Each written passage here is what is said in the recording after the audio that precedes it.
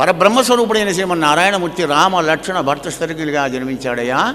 ఆ మహాత్ముని యొక్క పూర్వ చరిత్రను వాల్మీకి మహర్షులు చక్కగా లిఖించారు. అయినా నాకు దోచినంత చెప్తానన్నాడు సుఖదేవుల వారు.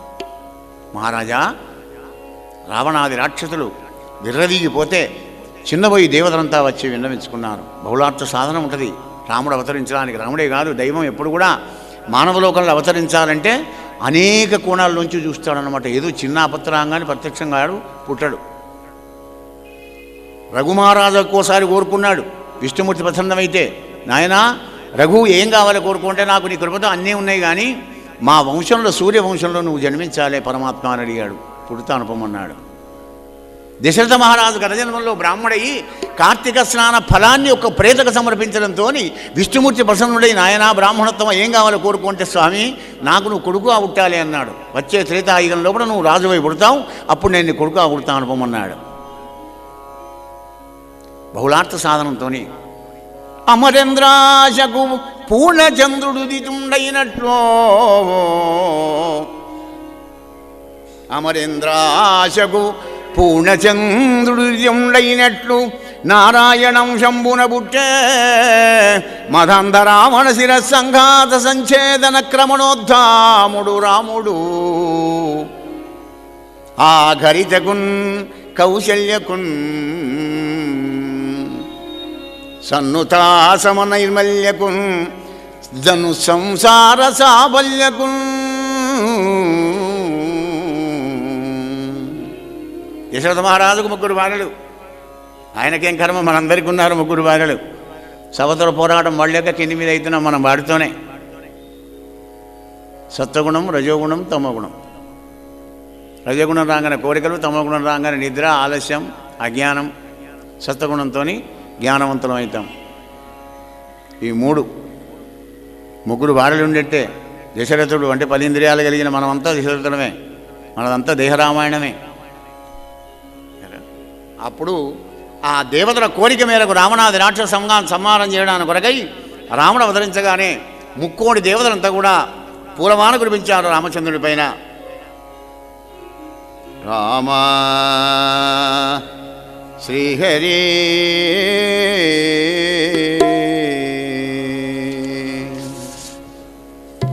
రామా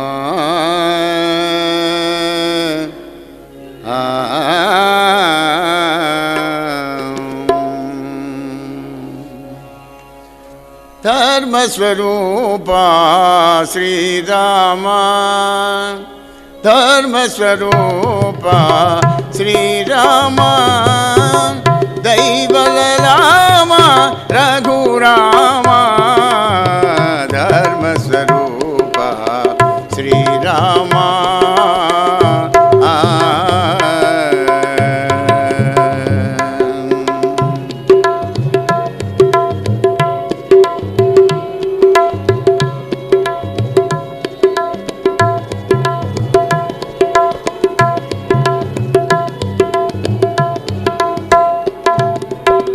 ధరణిల ధర్మము నిలుపుట కోరకై దశరథు నింట పూటితి వంట. ధరణిల ధర్మము నిలుపుట కోరకై దశరథు నింట పూటితి వంట. కౌసల్యా సతి నోముల పంట కరుణామయుడవు నీవేనంట.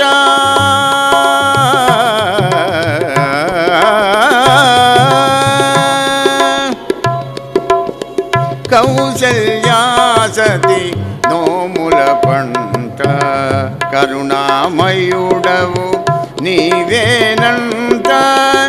ఆర్తత్రాణ కరుణాభరణ కమల నయన హే ధర్మస్వరూప శ్రీరామా, దైవలరామా రఘురామా, ధర్మస్వరూప శ్రీరామా.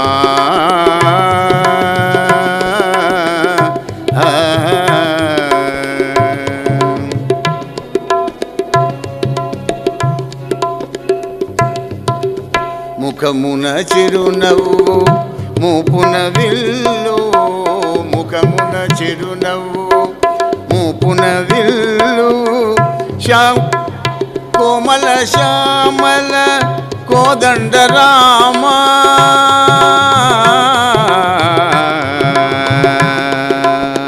ముఖమున చిరునవ్వు మూపున విల్లు కోమల శ్యామల కోదండ రామ కామితదాయక కరుణాధామ కాములదాయక కరుణాధామ కొలిచేవారల కొంగు బంగారమ కొలిచేవారల కొంగు బంగారమ కోటి మన్మథాకార రూపమ గుంజపడిగ పురమందిర నిలయ కోటి మన్మథాకార రూపమ గుంజపడిగ పురమందిర నిలయ ధర్మస్వరూప శ్రీరామ దైవలరామ రఘురామ ధర్మస్వరూప శ్రీరామ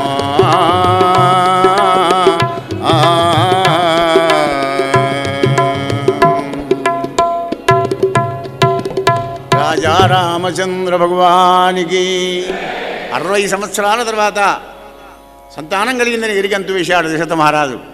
పుత్రోత్సాహం చేసినాడు. పుత్రుడు పుట్టాడంటే తండ్రికి అంత ఆనందం అన్నమాట. సచైల స్నానం చేసి భూసులందరికీ దాన ధర్మాలు ఇచ్చి మహాదానందంలో ఉన్నాడు. అలా దినదిన ప్రవర్ధమానుడై రామ లక్ష్మణ భర్త శత్రుఘ్నులు నామకరణం చేసినటువంటి ఒక 4 పుత్రులు అల్లారు ముద్దుగా పెరుగుతూ ఉన్నారు. 10-11 ఏళ్ళు అయిపోయింది. అప్పటి సంవత్సరాలు గడిచిపోయినాయి. విశ్వామిత్రుల వారు రాగానే గమనించండి, రామాయణంతో రజోగుణం దూరం అయిపోతుంది. రామాయణం అంతా రజోగుణానికి సంబంధించిందే. కోరికలతో కొంపముస్తే నాయన అని చెప్తారు రామాయణం. ఆ విశ్వామిత్రుడు రాగానే దశరథ మహారాజు బాగా సంతోషమైన బాగా బాధ ఉన్నా కానీ మైండ్ పనిచేయదు. దశరథ మహారాజు సంతోషంలో ఉన్నాడు కదా, ఒక్కడు కాదు 4 కొడుకులు పుట్టారు. హే మహర్షి, మీ పెద్దల యొక్క కృపతోని సంతానం లేని నాకు ఒక్కడు కాదయ్యా, 4 పుత్రులు పుట్టారు మహామునీంద్ర. నమస్కారం చేసి, అయ్యా ఈ సంతోష సమయంలో మీరు ఏది కోరుకున్నా ఇస్తాను కోరుకోండి అంటాడు. పాపం పిచ్చాడు దశరథ. అన్నమాట తప్పక మరి. ఆహా, సూర్యవంశంలో లేదయా తప్పడం. అయితేనా యజ్ఞం కాపాడడానికి నీ పెద్ద కొడుకు రాముని పంపు. బండబడ్డట ఇంత దశరథ మహారాజు. అబ్బా అబ్బా అబ్బా, ఒక చెంప కొడితే పాలు, ఒక చెంప కొడితే నెత్తులు. అల్లారు ముద్దుగా పెంచుకున్నట్టుంటే గెలప్రాయంలో కౌమారదశలో ఉన్న రాముని పంపుకుంటాం ఏమిటయా, నేను 1,00,000 సైన్యాన్ని తీసుకొని వచ్చిన యజ్ఞం కాపాడుతున్నాడు. నీలాంటి వాళ్ళు 10 మంది 10,000 సైన్యం వచ్చిన యజ్ఞాన్ని కాపాడలేరు. రాముని సంగతి నీకేం తెలుసు. బాగా వాగ్వివాదం అవుతుంది. కానీ అప్పుడు అంటాడు కదా విశ్వామిత్రుడు, ఛాన్స్ ఇస్తాడు, ఆప్షన్. ఏమిటది? మీ కులగురు వశిష్ఠ వారిని అడుగు. ఆయన పంపు అంటే పంపు, లేకపోతే నేను వాపసు వెళ్ళిపోతాను, లేకపోతే శాపం పెడతాను, ఇష్టం. అమ్ము వద్దయ్యా. పోతాడు. కులగురు ఏమైనా రికమెండేషన్ చేస్తాడని వశిష్ఠ వారిని అడగగానే వశిష్ఠుడు అంటాడు, దశరథ ఎంత పని చేసావు, ఇంత ఆలస్యం చేసావు కనుక ఒక్కడిని కాదు రామ లక్ష్మణుడు ఇద్దరిని పంపి. ఈ గడపాళ్ళంతా ఒకటేనా? ఏం సెక్షన్ అమ్మా, ఇదేమిటో ఈయనేదో రికమెండేషన్ చేస్తాడంటే ఈయన కూడా అట్లాగే చేశాడే. ఈ ఆలస్యం చేస్తే భరత శత్రుని కూడా పంపంటాడని. అంటే అప్పుడు రామలక్ష్మణుల యొక్క తత్వాన్ని, రామతత్వాన్ని విశదీకరించి చెప్తాడనమాట ఆ యొక్క వశిష్ఠ వారు. చెప్పగానే వెళ్ళి శవరక్షార్థము తండ్రి పంపదని విశ్వామిత్రుండు తోడరాగా అవలీలందును మాడే రాముడదై ఉండై బాలుడై సంపజ్జీవితాటకన్నాటకన్. విశ్వామిత్రుని వెంబడి వెళ్ళి యాగ సంరక్షణలో పడ మారీచ సుబాహులను అక్కడే చంపి మారీచుడిని 100 యోజనాల దూరం సముద్రం ఒడ్డుకు మారేశాడు. అప్పటి నుంచి మారీచుడికి రాన్న, రత్నమన్న, రథమన్న, రాజన్న రకారం ఏది పలికినా వాడి గుండెలో దండబడుతుండే. అప్పటి నుంచి రామ రామ రామ రామ. మారీచుని మనుగడకే మహిమాన్విత మంత్రం ఇది. శ్రీరామ రామేతి మంత్రం. శ్రీరామ రామేతి మంత్రం సదా సదా శివుడు ధ్యానించే తారక మంత్రం. శ్రీరామ రామేతి మంత్రం.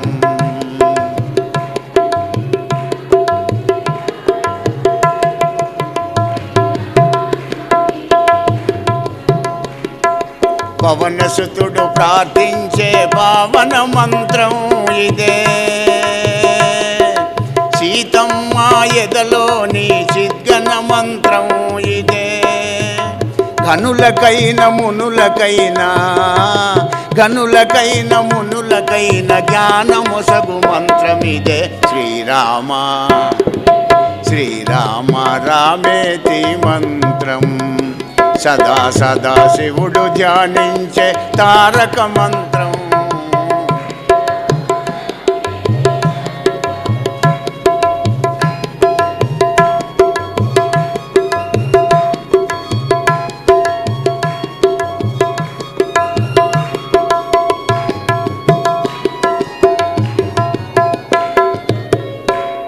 మారీచుణ్ణి కూడా నీచుడైనప్పటికీ కూడా వాడిని కూడా తరింపజేసింది రామనామం. ఎంత గొప్పది చూడండి.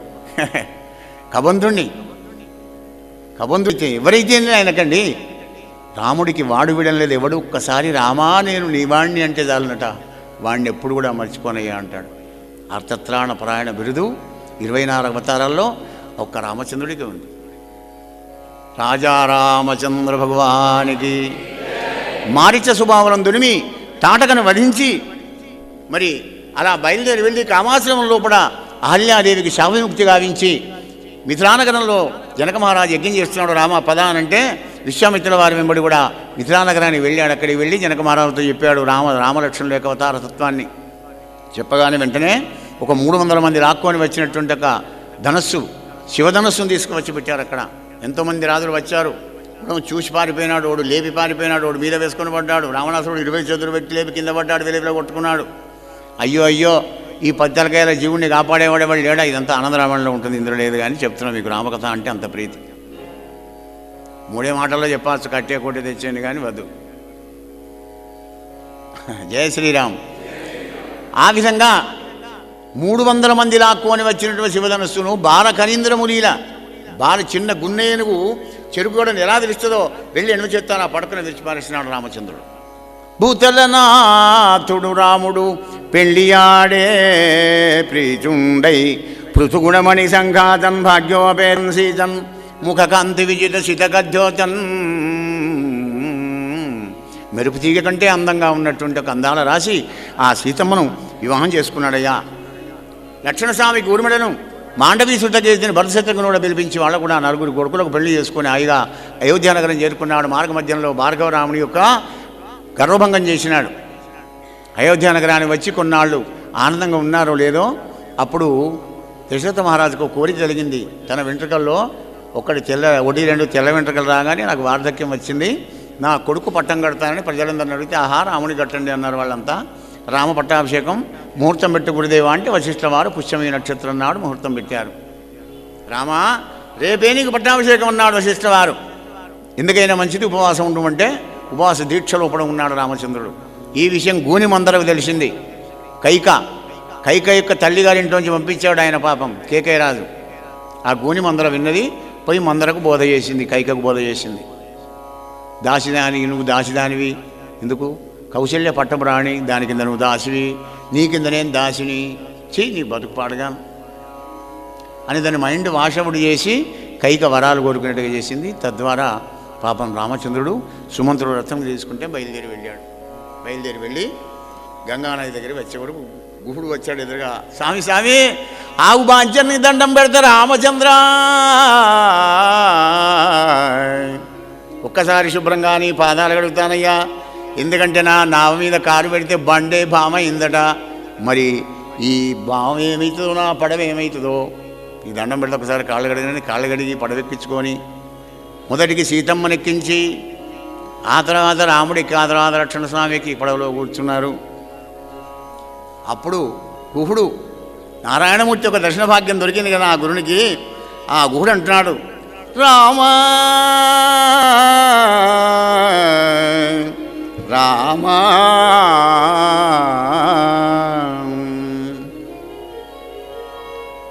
హరి అంటి శరణంటి దరి జర్చుకొనుమంటి, ఇకనైనా దయరాదేమి హే రామ ప్రభు, ఇకనైనా దయరాదేమి.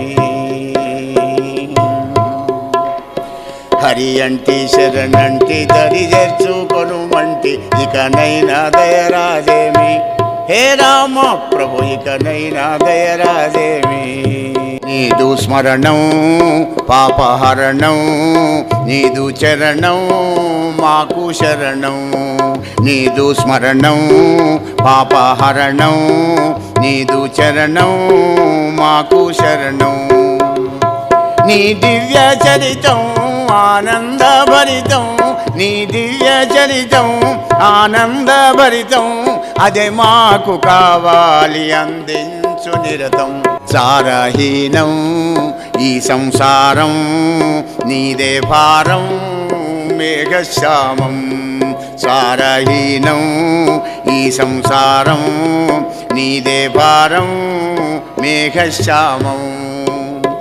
కోదండ రామ కోమల శ్యామ, కోదండ రామ కోమల శ్యామ, ఉండాలి మా వెంట బ్రహ్మాండ రూప హరి అంటే. పుణ్యుడు రామచంద్రుడట వాయుముదంబునగంచె దండకారణ్యము.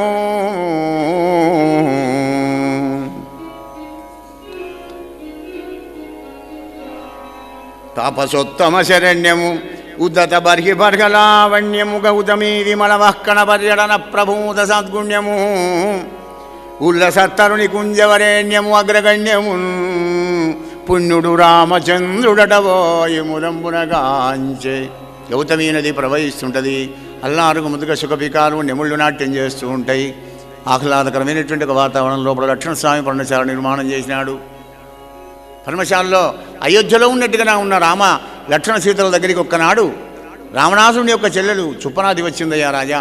రామచంద్రుని యొక్క పాదాల అచ్చులను చూసి మోహించిపోయి, మదన మదన శ్యామసుందర దాంతోనేం భోగిస్తావయ్యా, నాతో రవించు, నేను ఏ రూపమైనా పొందుతాను అనగానే చిరునవ్వు నవ్వి రాముడు అన్నాడు, లక్ష్మణ్ణి చూపించినాడు. తద్వారా లక్ష్మణస్వామి ముక్కు చెవులు కోసి పంపించినాడు. లంకకు వెళ్ళి రావణ ముల్లోకాల్లో వెతికిన దొరికినటువంటి యొక్క రాముని భార్య సీతమ్మట అయోధ్య నగరాన్ని పరిపాలించే దశరథ మహారాజు కొడుకులట రాముడట లక్ష్మణుడట. రాముని భార్య ఉంది సీత. ముల్లోకాల్లో కూడా అటువంటి అందవది లేదు. ఆమెను ఎత్తుకొని వచ్చి నీకు వివాహం చేద్దామని పోతే నా గది గిట్లయింది రావణ. చూసారా ఎలా అంట పెట్టిందో. వాడు మొదలే కోతి, ఇది కళ్ళు పోసింది. ఇంకేమని మారీచును తోలిచ్చినాడు. మాయలుడి రూపంలో మారీచుడు వచ్చాడు.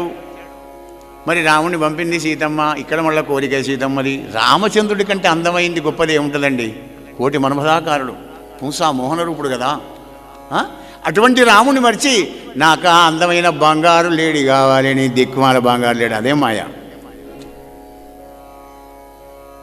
ఆ బంగారు లేడి కోసం రాముడు పోగానే అక్కడ వాడికి రాముడు చెప్పినాడు కదా, అంటే హా లక్షణ హా సీత అనుకుంటూ సావర కొడుకు అంటే అలాగే చెప్పాడు. హా లక్షణ హా సీత అనుకుంటూ వరకు ఇక్కడ సీతమ్మ కఠినమైన మాటలు మాడి లక్ష్మణస్వామిని పంపించడం, తద్వారా మారిచుడు అక్కడ చావడం, వచ్చేవారు పర్ణశాలలో రావణాసురుడు ఎత్తుకొని వెళ్ళడం అన్నీ జరిగిపోయినాయి. అప్పుడు పాపం రామచంద్రుడు లక్ష్మణ సహితుండై రామచంద్రుండు సీతన్ వెలగి అరుదెంచి నిజకార సహితుండైన జటాయునకు పరలోక క్రియలు గావించి. జటాయు జనక మహారాజు దశరథ మహారాజు చేసినటువంటి సంస్కారం ఆ యొక్క జటాయు కూడా చేసినాడు రామభద్రుడు. ఋష్యమూఖమున కుంజని పంపా సరస్సులో మంచినీళ్లు ద్రావి. అక్కడ శబరిని అనుగ్రహించి ఋష్యమూఖానికి వెళ్ళి సుగ్రీవునితో స్నేహం చేసి వారిని సంహారం చేసి అనేక సైన్యాన్ని కూడా తీసుకొని శుభముహూర్తంలో పడగదిలి సముద్రం దగ్గర చేరుకున్నాడు రాముడు వానర సైన్యంతో. వచ్చేవరకు సముద్రం తరంగాలు లేస్తూ ఉన్నట్ట. అంతే తరంగాలు లేస్తూ ఉంటే 3 రోజులు ధర్మసేనుడైనాడు రామభద్రుడు. మర్యాద పురుషోత్తముడు కదా, వర్ణమంత్రాలు చదువుకుంటూ స్తోత్రం చేసినా కానీ అంతే తరంగాలు లేస్తున్నాడు. అప్పుడు చూశాడు లక్ష్మణ కోదండం అందుగా. ఆ కోదండం తీసి ఎక్కువ పెట్టాడు. ఒక్కసారి ఎక్కువ పెట్టంగానే గడగడ అనుకుంటూ వచ్చాడు సాగరుడు. రామా రామా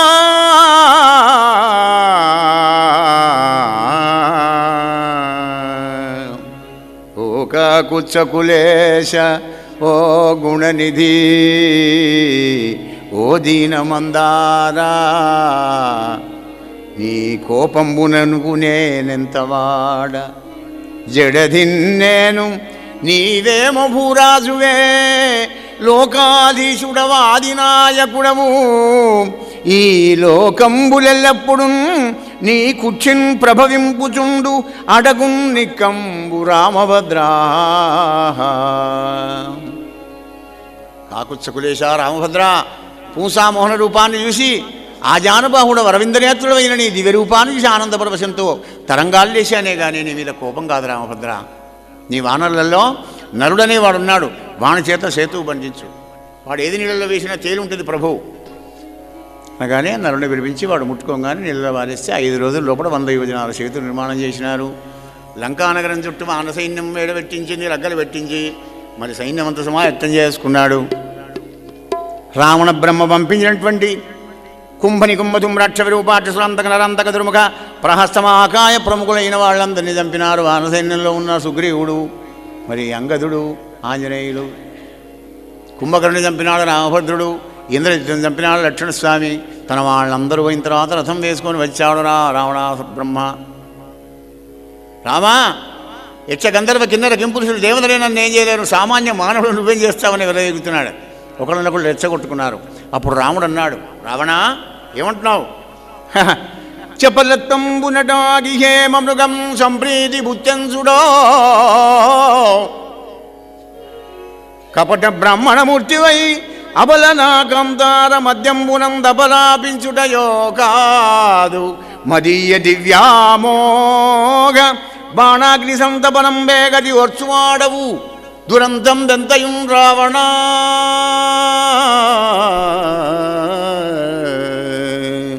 చాటుమాటున రాయి మగవాళ్ళు లేనప్పుడు మాయలువన్నీ ఆడవాళ్ళని ఎత్తుకపోవడం అనుకున్నావా? పనరగల నా రామబాణాన్ని ఎలా తట్టుకుంటావో తట్టుకోమని ఒకళ్ళనొకళ్ళు రెచ్చగొట్టుకొని యుద్ధం ప్రారంభం చేశారు. ఎన్ని రోజులు చేసినా కానీ పరీక్ష మహారాజా రామరావణ యుద్ధానికి రామరావణ యుద్ధమే సాటయ్యా. వీడి తలకాయలు కింద పడుతున్నాయి, మళ్ళీ మొలుస్తున్నాయి, కింద పడుతున్నాయి, మళ్ళీ అతుకుతున్నాయి. అప్పుడు విభీషణుడు వచ్చాడు. రామా, వీడికి బ్రహ్మ వరం ఇచ్చాడు, లోపల అమృత భాండం ఉందయ్యా, బ్రహ్మాస్త్రంతో వేయి నావిలో. మా భ్రాతృద్రోహి విభీషణుడు, పితృద్రోహి పరశురాముడు, పితృద్రోహి ప్రహ్లాదుడు, మాతృద్రోహి పరశురాముడు, గురుద్రోహి చంద్రుడు, నలుగురు భాగవతోత్తములే. కానీ ఎప్పుడు వజ్రాన్ని వజ్రంతోనే కొయ్యాలి అన్నట్టుగా అధర్మాన్ని అధర్మంతోనే జయించాలి. ఆ స్టేట్మెంటే భారతంలో ఇస్తాడు కృష్ణ పరమాత్మ. అధర్మాన్ని అధర్మంతో జయించకపోతే అధర్మాన్ని నువ్వు ధర్మంతో ఎలా జయించగలవు? వాడు ధర్మం పాటిస్తే నువ్వు ధర్మం పాటించవచ్చు, కానీ వాడు అధర్మంలో ఉన్నాడు కదా, నువ్వు అధర్మంతోనే వాడిని వేధించాలి. అలా రావణ సంహారం జరిగింది. జాంబ పాపం ఆ మండోదరి వచ్చి చాలా దుఃఖపడింది, మిగిలిన భార్యందరూ కూడా ఏడ్చినారు. ఆ తర్వాత విభీషణుడికి సామ్రాజ్య పట్టాభిషేకం కట్టిదే పుష్పకం వచ్చింది. రామా, కుబేరుని జయించి రావణ్ణి పాలైన రావణ్ణి జయించావు కనుక నేను నీదాన్ని అంటే పద అయోధ్యకన్నాడు. విభీషణుడు వచ్చాడు. వానర సైన్యం అందరూ ఆ యొక్క విమానంలో కూర్చున్నారు. పుష్పక విమానం ప్రత్యేకత ఏమిటంటే ఎంతమంది ఎన్ని లక్షల మంది కూర్చున్న ఒక్క సీట్ రిజర్వేషన్ ఎప్పటిది. మొత్తం సంపూర్ణ తీర్థయాత్రలని తిరుగుతాడనమాట ఆ యొక్క విమానంలో కూర్చొని. అటువంటి విమానంలో అందరూ కూర్చున్నారు. సీతకు మార్గ మధ్యంలో అన్ని చూపుకుంటూ వచ్చాడు. సీతను శుద్ధ్రాలను చేసి అగ్నిప్రవేశం చేయించి ఎత్తుకొని ఆ యొక్క విమానంలో తీసుకొని వచ్చి నంది గ్రామంలో కూడా భర్తుని పాలకలు తీసుకొని భర్తుని కూడా ఎక్కించుకొని అయోధ్య నగరానికి చేరుకున్నారు. అప్పుడు వీధులన్నీ శుభ్రంగా చేసి 14 సంవత్సరాల తర్వాత పరమాత్ముడు వస్తున్నాడని మంచిగా శోభాయమానంగా అలంకరించారు అయోధ్య నగరాన్ని. పుష్ప విమానం సూర్యభగవాన్లాగా వస్తుంటే మేడల మీదకి ఎక్కి అయోధ్య నగర వాసులు, ముఖ్యంగా స్త్రీమ తల్లులు, పుణ్యవతులు అందరూ కూడా చేరి వెళ్తూ చూపుకుంటుంటున్నారు. ఆహా, ఇక చూడుండే ఇతడే రామనరేంద్రుడు, రాజా రామచంద్రుడు ఈయనేనమ్మా, ఇతడే రామనరేంద్రుడు. ఈ అబలక ఇంద్రారి ఖండించే అల్లతడే లక్షణుడాతడే కపివరుండా పొంతవాడే మరుచ్యుతుడు ఆ చెంగటం విభీషణుడటంచు చేతులం చూపుచున్ మరి సతులెల్ల పరికించి చూచిరి పురీ సౌధగ్రభాగంబులన్ నరేంద్ర. రాజా రామచంద్రుడు అతడేనమ్మా. ఆ పక్కకున్నది అందాల భరణి మెరుపుతీగ సీతమ్మ. ఆ సీతమ్మ కోసమే రావణ బ్రహ్మను సంహారం చేసినాడు రామభద్రుడు. ఆ పక్కకున్నవాడే లక్షణుడు, ఆయన విభీషణుడు, ఆయనే అంగదుడు, వాడే ఆంజనేయుడు, వాడే సుగ్రీవుడు అంటూ చేతులు చూపుకుంటూ ఆనందపడవలసినారు అందరూ అయోధ్యవాసులంతా. మహారాజా దిగి వెళ్ళి మందిరంలోకి వెళ్ళి తల్లులందరికీ నమస్కారం చేసి తర్వాత కౌశల్యాసతికి నమస్కారం చేశాడు. అది మర్యాద. నీ కన్న తల్లికి నువ్వు నమస్కారం చేయడం గొప్ప కాదు. కైకకు సుమిత్రకు మొదటి నమస్కారం చేసి కౌశల్యకు నమస్కారం చేశాడు. బ్రాహ్మణోత్తములకు వంగి నమస్కారం చేశాడు. స్నేహితులను కౌగలించుకున్నాడు. సేవకులకు ఆశీర్వాదం ఇచ్చినాడు. అందరికీ ఆనందాన్ని కలిగించినాడు అందాల రాముడు. కౌశల్యాదేవి సీతమ్మను కూర్చొని పెట్టుకొని మా ఇంటి దీపం మళ్ళీ మా ఇంటికి వచ్చిందని ఆనందపరవశురాలు అయిపోయి 7 వారాల సొమ్ములు పెట్టి పట్టుబట్టలు కట్టింది. వశిష్ఠ వారు వచ్చి సప్త సముద్రాల జలాన్ని తెప్పించి స్నానం చేయించి మంగళ స్నానం చేయించి జటాబంధాలను కత్తిరించి తీసి పట్టువస్త్రాలు కట్టించి 60 మంది సూర్యవంశరాజులు పరిపాలించిన ఆ సింహాసనం మీద కూర్చుండబెట్టాడు దశరథ మహారాజు కుమారుడైనటువంటి ఒక రాముణ్ణి. పరీక్ష మహారాజా ఆ విధంగా వశిష్ఠుల వారు వేదమంత్రాలతోని అభిషేకం చేసి, హే రామా, పవిత్రమైన సూర్యవంశంలో రాజులందరూ పెట్టుకున్న ఈ కిరీటం, రాజులందరూ కూర్చొని పరిపాలించినటువంటి సింహాసనం, నవరత్నోజ్వల కాంతివంతమిది, ధన్యం భైన సూర్యందయోద్భవరాజన్యులు మున్నుదాల్చి గరిమన్ పాలించిరే భూమి, సంస్థవనీయంబగునీ కిరీటము శిరోధర్యంబుగనీ గీయడం భువి పాలింపు ప్రజానురంజకముగా మోదంబుతో రాఘవా.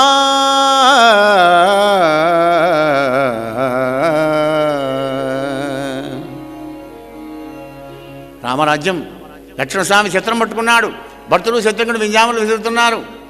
మరి ఆంజనేయ స్వామి పాదాలు రుద్దుతున్నాడు. తాంబూలం వేస్తే ఉమ్మేయడానికి జాంబవంతుడు తాంబూలం పట్టుకున్నాడు.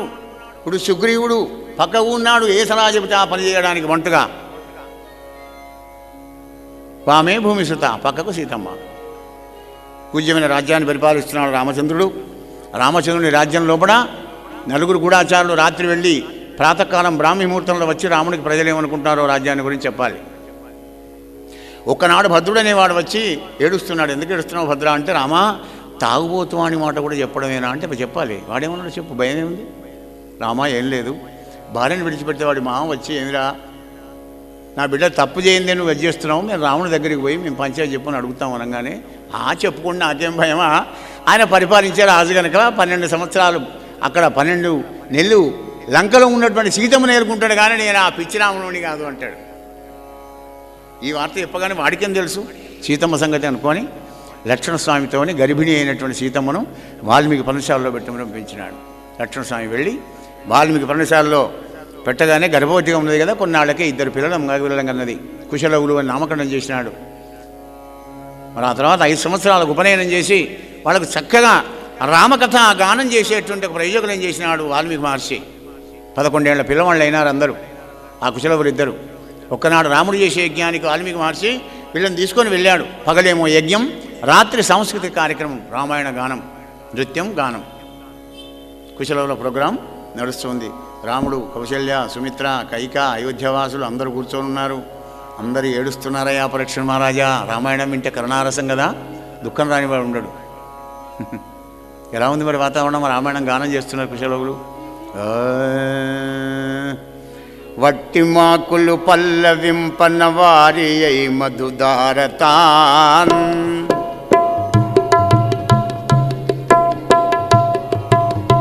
వట్టి మాకులు పల్లవింపన వారి అయి మధుదారతాన్, ఉటవాడిన వారి పాటకు ఉర్వరాధిపుడున్ ప్రజల్,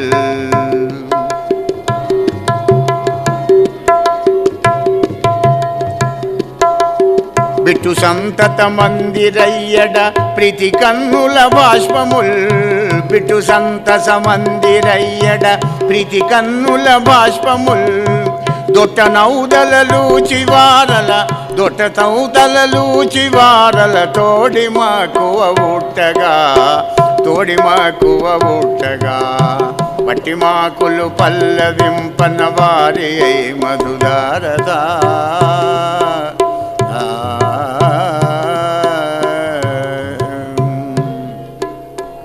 ఎండిపోయిన చెట్లు ఎగురుస్తున్నామండి.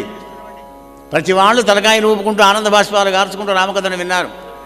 రామచంద్రుడు కూడా ఆనంద బాష్పాలు గార్చాడండి. అటువంటి ఒక రామకథ అంతా అయిపోయిన తర్వాత మెల్లగా రాముడు వచ్చాడు కుశలవుల దగ్గరికి. చిన్ని అన్నలారా, సీతాంశముఖులారా, ఎంత అందంగా ఉన్నారు మీరు. ఇంత అందమైన దేహానికి మీ తల్లిదండ్రులు ఎవరు చిన్ని తనయులారా, తల్లిదండ్రులు ఎవరో చెప్పుడు ధన్యులారా. మేము వాల్మీకి శిష్యులం, రామకథ ఇవ్వడానికి వచ్చామన్నారు. అంతే, వాళ్ళ శిక్షణ అలా ఉంది. రేపు తెలుస్తుంది అనుకుంటూ బుగ్గగిల్లుకుంటూ వెళతాడు రామభద్రుడు. ఆ మరునాడు వాల్మీకి మహర్షి వచ్చి సీతమ్మను కుశలవులను రాముని చేతిలో పెట్టి, రామా రామా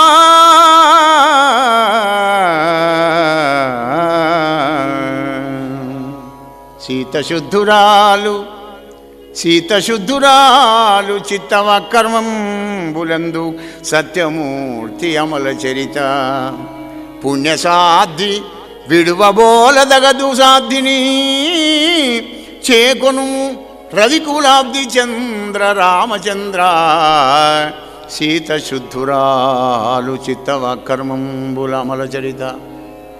రామా, మనోవాక్కాయకర్మలతో నిర్మలమైన హృదయంతో ఎల్లప్పుడూ రామనామాన్ని స్మరిస్తూ నీ పాదాలు ఆశ్రయించిన పుణ్యసాధ్వి సీతమ్మ, ఇక నీ కొడుకులు అని కుశలవులను సీతమ్మను అప్పచెప్పితే ఆ యొక్క సీతమ్మ వీర శృంగార రామావతారాన్ని 24 గంటలు తనివిదీర చూసి ఆయన పాదాలకు నమస్కరించి మరునాడు తన తల్లిగారింటికి వెళ్ళిపోయిందయా పరీక్ష మహారాజా. తల్లిగారింటికంటే బొంబాయి ఢిల్లీ అనుకోకండి, భూమిలోకి భూసుత కదా. అప్పుడు పరబ్రహ్మస్వరూపుడైనప్పటికీ కూడా రాజా రామచంద్రుడు సామాన్య మానవులాగా ఏడ్చాడయ్యా పరీక్ష మహారాజా అంటున్నాడు సుఖదేవుల వారు. ఏడ్చాడా? అవును. ఉదితా